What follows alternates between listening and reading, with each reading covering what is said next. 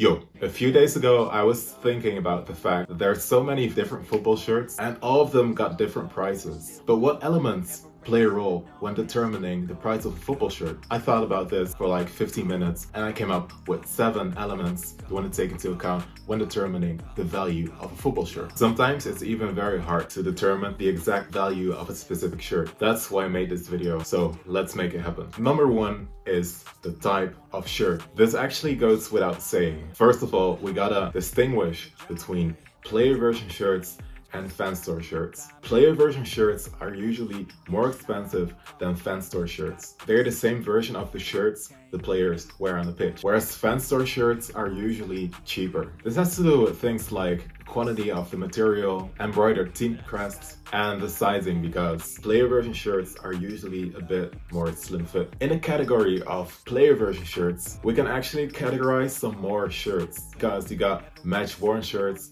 match prepared shirts, and match issue shirts. It's kind of obvious, but match worn shirts are usually the most expensive type of shirts, especially if they got mud stains, grass stains, if they're sweaty. Match prepared shirts are usually a bit cheaper because they haven't been worn by the player in question. And then we got match issue shirts. You can actually buy them in the fan stores nowadays. For example, the Adidas Heat Ready version of a football shirt. The value of those type of shirts is higher than of fan store shirts that got, for example, embroidered logos. Player version shirts usually got a heat pressed logo onto the shirt. In addition to that, short sleeve shirts are way more common than long sleeve shirts nowadays. This means that long sleeve shirts are usually more expensive than short sleeve shirts. Over here I got 2 Real Madrid shirts of the 15-16 season. One is long sleeves, the other has short sleeves. The value of the long sleeve shirt is usually higher than the value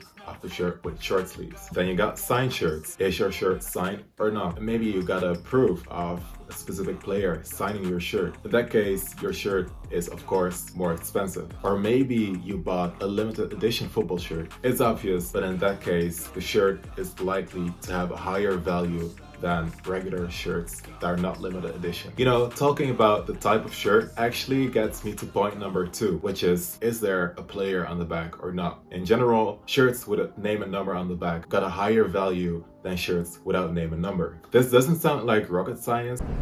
It's not rocket science. But I actually wanted to add something to this, because the type of player you got on the back of your shirt is actually way more important. This is a good example. As you all know, Messi won the World Cup with Argentina in 2022, last month actually. Man, sometimes I sound like an 80-year-old man was talking about the 60s. Anyways, Messi won the World Cup with Argentina last month. Let's hypothetically say you got 2 FC Barcelona shirts. One with Suarez on the back and one with Messi on the back. The fact that Messi has won like 7 Ballon d'Ors and 1 World Cup actually gives the Messi shirt a higher value than the Suarez shirt. Or another example would be the Real Madrid shirts I just showed you. One's got Modric on the back, the other's got Ronaldo on the back. We all know Ronaldo was in his prime when he played at Real Madrid. So I'm about 99% sure that the Ronaldo shirt has a higher value than the Modric shirt, even though Modric is an amazing player. This also has to do with the legend or social status a specific player has. I think Ronaldo's got like over 500 million followers on Instagram. He's one of the most famous, if not the most famous athlete on this world. If you got a shirt with his name on the back, its value goes up immediately. And you know, talking about specific players in their prime, that kind of gets me to point number 3, which is specific seasons and trophies. I'm gonna give you a very clear example of this. Ajax reached the semifinals in the 18-19 season. They knocked out big teams like Juventus and Real Madrid wearing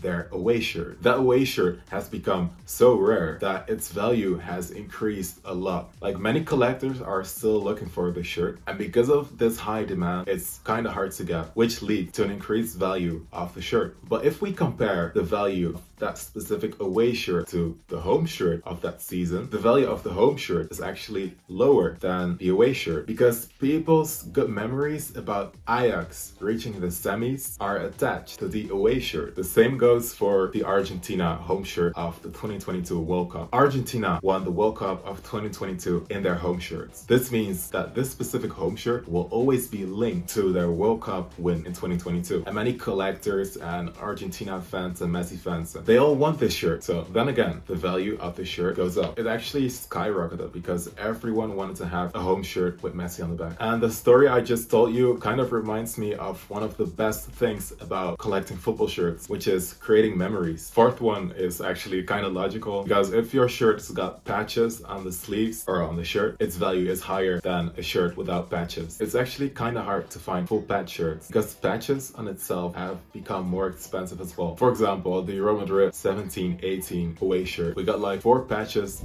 on the shirt, and if you want to buy all these patches loose, it will cost you about 60 euros or something. So this kind of goes without saying. The more patches you got on your shirt, the higher its value. Point number 5 is the condition of the shirt. We should definitely not overlook this because it's really important. Personally, as a collector, I only want to add shirts in a good condition to my collection, because it's kind of a shame when you see a beautiful shirt and it's all worn out, the sponsors coming off, the name set is damaged. If your shirt is damaged or in very bad condition, its value drops immediately. That's why you really have to watch out when wearing your shirts, and in my opinion, you should even consider not wearing them at all. Point number 6 has to do with how old your shirt is. Let's hypothetically say you got 2 Manchester United shirts, one from the 90s and one from, let's say, 2020. It is usually more likely that it is easier to find the 2020 home shirt, whereas it's way harder to find the home shirt from the 90s. And you know, 1 + 1 is 2. So the older vintage home shirt has got a higher value usually than the modern 2020 home shirt. It all comes down to availability, because I'm sure if I go to eBay now and I try to find a shirt of Manchester United from the 90s, the modern home shirts are probably cheaper than home shirts from the 90s. And last but not least, number 7, the design of the shirt. You know, sometimes a football shirt gets released and everyone goes crazy about it. This happened with the Ajax Bob Marley shirt that was linked with the 3 little birds on the back of the shirt. If the majority of people like the design, it is likely